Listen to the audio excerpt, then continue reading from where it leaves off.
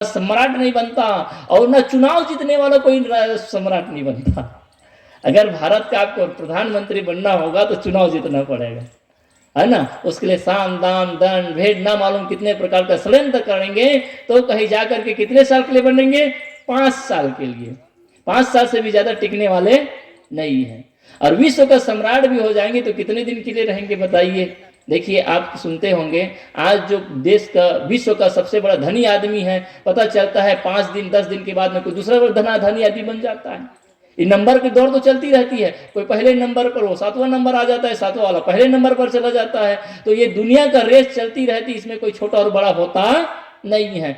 एक खेल है, अगर शेयर मार्केट गिरा, धड़ाम से लुढ़क गए और आप 1 नंबर से सीधा 10 नंबर में, 10 से कभी 20 नंबर में। आपने वो सांप सीढ़ी की खेल देखा होगा, बचपन में हम तो खेलते थे।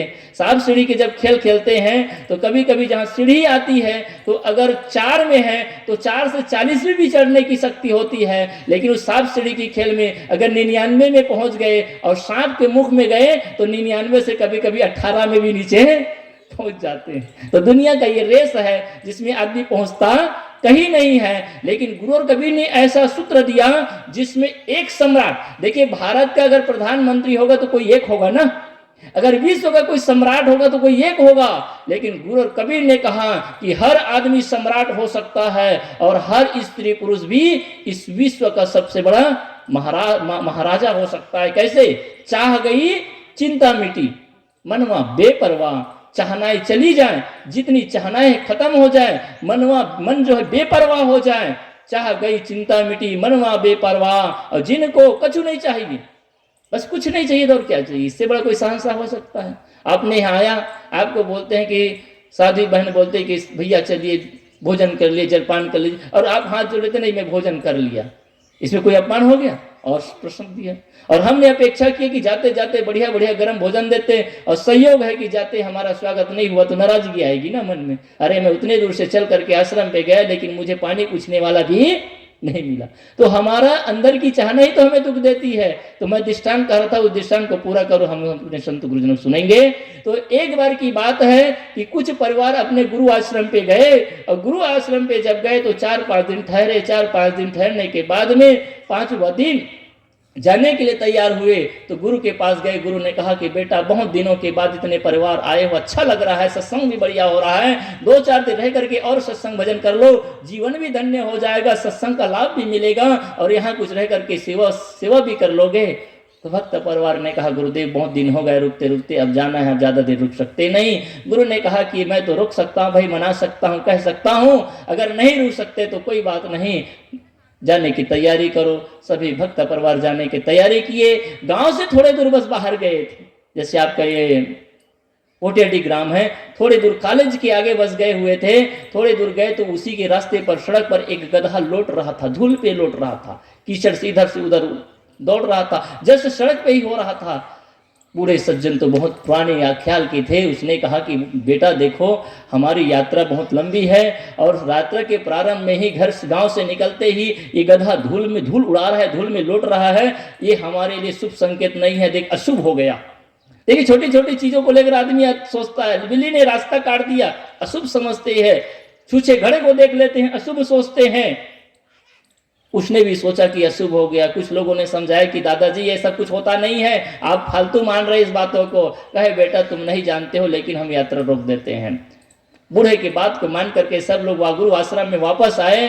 आश्रम आते ही गुरु ने देखा तो आश्चर्य रहे, भाई मैंने इसको बहुत मनाया, मनाने के बाद भी वो वापस नहीं आए, लेकिन 1 घंटे बाद ही पुनः वापस क्यों आ गए। उसने पूछा बेटा कोई खैरत में तो है ना, सब ठीक तो है ना, कोई परेशानी तो नहीं। कहे गुरुदेव कोई परेशानी नहीं है। तो कहे किसी का तबीयत तो खराब नहीं हो गया, कहीं तबीयत भी खराब नहीं हो गया, तो क्या कोई एक्सीडेंट तो नहीं होगा, कहीं एक्सीडेंट नहीं हो गया।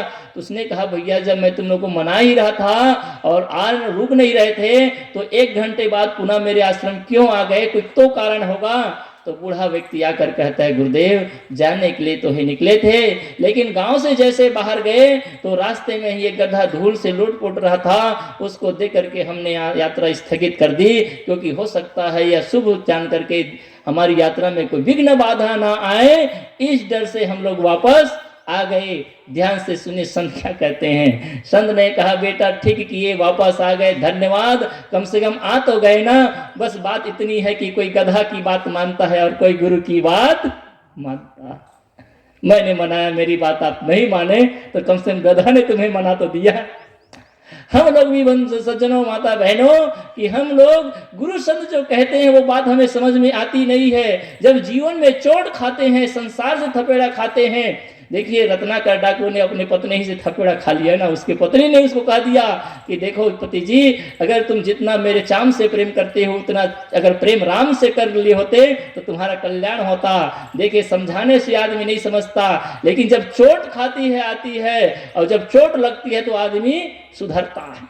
ये मन रूपी गधा की बात मान मान करके हम गुलाम बने हुए हैं, और इस मन को शेर भी बना सकते हैं, सम्राट भी बना सकते हैं। कैसे? तो ये सत्संग में आकर के। तो मैंने प्रारंभ में कहा कि ये जो हमारा मन है ये सुअर है, केवल गंदगी में ही लगा रहता है। इसलिए अगर हम सब चाहते हैं कि हम स्वर्ग के वासी बने, सुंदर जीवन का निर्माण करें, तो सत्संग करने की जरूरत है। और सत्संग करने के लिए आप सबको समय निकाल करके गुरुजनों के पास बैठने की जरूरत है। तो मैं आप सबके बीच में बहुत देर से कुछ देर निवेदन करने का प्रयास किया। अब मैं आपको ले चलता हूँ बहुत दूर, दूर दूर से आए हैं, मतलब दूर ही ले चलेंगे। हम तो आपके पास के कांकेर से आए हुए हैं, कांकेर कबीर आश्रम परसोदा से, बहुत पास के यहाँ आते भी रहते हैं, हर साल आ जाते हैं, और हम आप सबके बीच में कुछ बातें रखते भी हैं। तो आइए, हमारे दूर से, और कहाँ से, हीरा बाजार, पूरे एशिया का सबसे बड़ा हीरा बाजार, सूरत शहर, गुजरात प्रदेश से हमारे बीच श्रद्धेय संत श्री मधुरेंद्र साहब जी विराजमान हैं। मैं आपसे कृतज्ञ निवेदन करता हूं, जिस प्रकार से आपके सूरत नगरी में हीरो को तराशा जाता है, आप अपने ज्ञान के द्वारा हम सूर्य जीवों के जीवन को भी तराशने की कृपा करें। आप अपने कल्याणकारी विचारों से रसपान करके हम सबको कृतार्थ करें। बोले सद्गुरु देव की जय। लगा दे।